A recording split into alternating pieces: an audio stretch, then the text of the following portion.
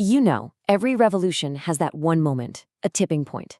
It's that moment where hope just curdles into frustration, and where peaceful protest turns into something else. Something far more dangerous. Today, we're going to dive into one of those critical moments in India's struggle for independence, a time when a political promise that fell flat led directly to the politics of the bomb. So here's the big question we're tackling. How does a movement that starts out with petitions, with debates, with politics, end up with assassinations and secret societies? Think about it. That's what we're going to get into right now. We're going to unpack why a whole generation of young, passionate Indian patriots felt like they had absolutely no other choice but to turn their backs on politics and pick up a weapon. And you know, the crazy thing is, our story actually begins with a glimmer of hope. In 1909, the British government rolled out what everyone started calling the Morley-Minto reforms. And on the face of it, this looked like the real deal. It seemed like exactly what Indian nationalists had been fighting for, a genuine first step towards self-government. But, and this is a huge but, there was a massive gap between the promise and the reality. Sure, the new act increased the number of elected Indians in the legislative councils. They could even introduce resolutions, ask more questions. But here's the catch, and it was a big one. The councils had zero actual power. They were just advisory groups. The fundamental way the British ruled India, undemocratic, exploitative, didn't change one bit. And this right here just shows you what a complete illusion it was. Okay, let's just look at the numbers for the main council.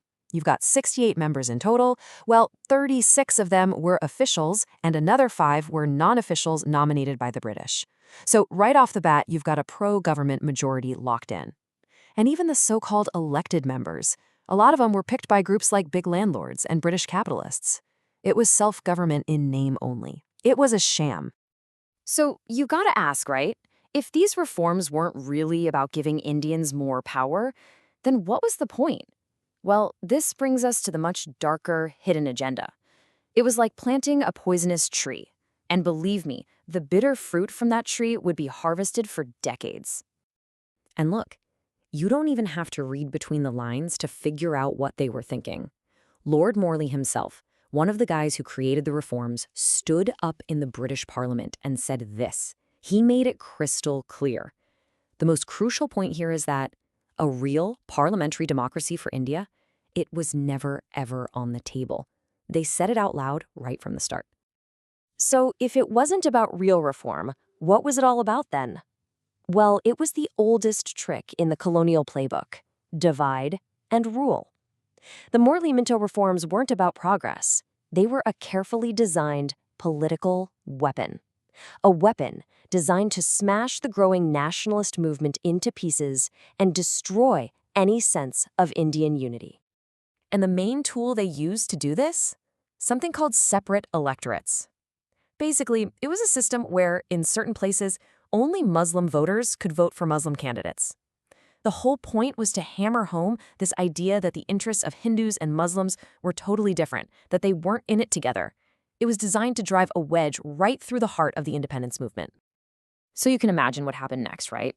This constitutional dead end, the fact that the whole reform process was a lie, it created a massive crisis inside the Indian nationalist movement. With the official path to change totally blocked, mainstream politics started to look completely useless. And that created a really dangerous leadership vacuum. You see, the main nationalist party, the Indian National Congress, was basically split down the middle. On one side, you had the moderates.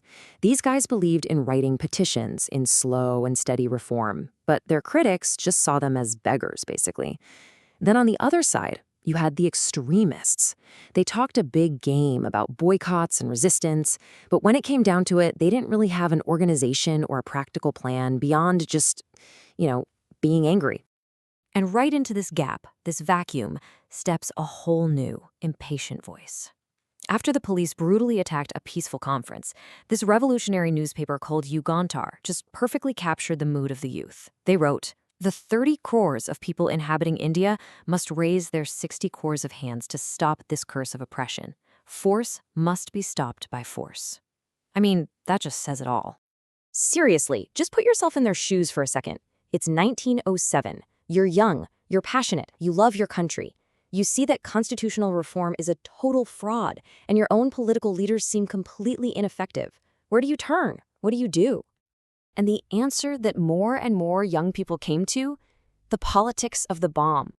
This is where we see revolutionary action just explode onto the scene. And it's important to see that this didn't just come from nowhere. It was a direct, and you could even say logical, result of politics hitting a dead end.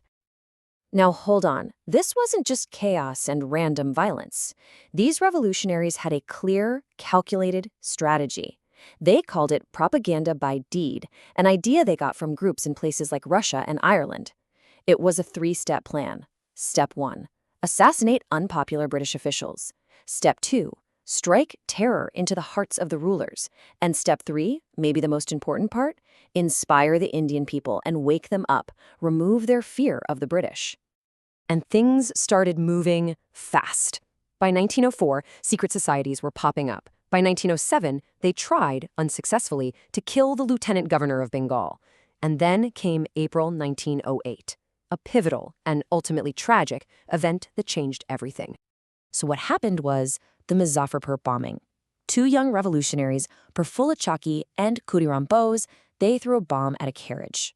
They thought a really harsh British judge named Kingsford was inside, but they hit the wrong carriage, and tragically, they killed 2 English women instead. In the chaos that followed, Prafulla Chaki shot himself to avoid being captured, and Khudiram Bose, he was just a kid, only 18 years old, was arrested, put on trial, and hanged. But here's the thing. Their deaths had the opposite effect of what the British wanted.